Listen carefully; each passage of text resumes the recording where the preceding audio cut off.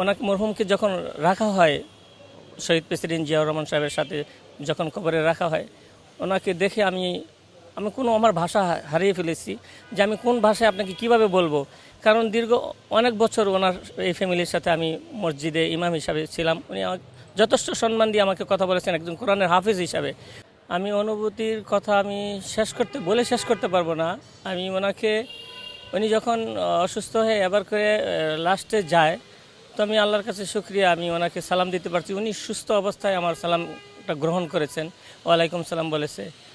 তো আর এইলো এবার কেয়ারের অবস্থাটা ছিল, আমি তখন আল্লাহর কাছে শুকরিয়া আদায় বলেছি আর বলেছি যে আল্লাহ, ম্যাডাম যেন সুস্থ অবস্থায় আবার নিজ বাসায় ফিরে আসতে পারেন। সবসময় তারপর থেকেই নামাজের পরপরই ম্যাডামের জন্য সবাইকে নিয়ে, মুসল্লিদেরকে নিয়ে আমি দোয়া করেছি ওনার জন্য। তো শুধু ওনার জন্য মুসল্লি, আমাদের বাংলাদেশের মুসল্লিদেরকে নিয়েই না, যেখানে আমি নামাজ পড়াই অফিসে, চেয়ারপারসনের অফিসে, মক্কা মদিনায় প্রতিনিয়ত আমি সবাইয়ের কাছে আমি দোয়া চেয়েছি ওনার জন্য।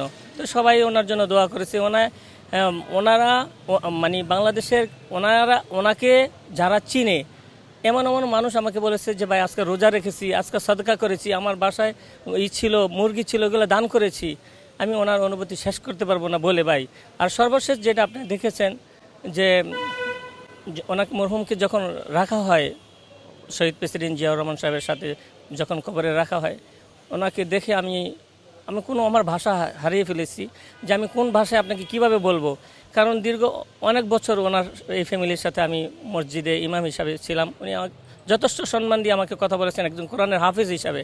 উনি কখনো আমাকে তুমি বলে কথা বলে নেই, কোরআনকে ইজ্জত করে সবসময় উনি আমাকে আপনি বলে কথা বলেছেন। তো এই দৃশ্যগুলো আমার মনে পড়েছে। আমি যে চিৎকার করে কান্না করব, তখন আমার বুকটা ফেটে যায়, আমি কান্না করতে পারি নাই। তো এটাই আমি আল্লাহর কাছে তারপর শুকরিয়া আদায় করি যে আমি সর্বশেষ ওনাকে আমি কবরের মধ্যে দেখতে পেরেছি, ওনাকে মাটি দিতে পেরেছি। আমি আল্লাহর কাছে কৃতজ্ঞতা জ্ঞাপন করি যে মহান রব্বুল আলামিন আমাকে সর্বশেষ সময় আমাকে গ্রহণ করেছে ওনাকে দেখার জন্য। এবং দেশবাসী সবার কাছে দোয়া চাই ওনার জন্য, আল্লাহ যেন ওনাকে বেহেশত নসিব করেন।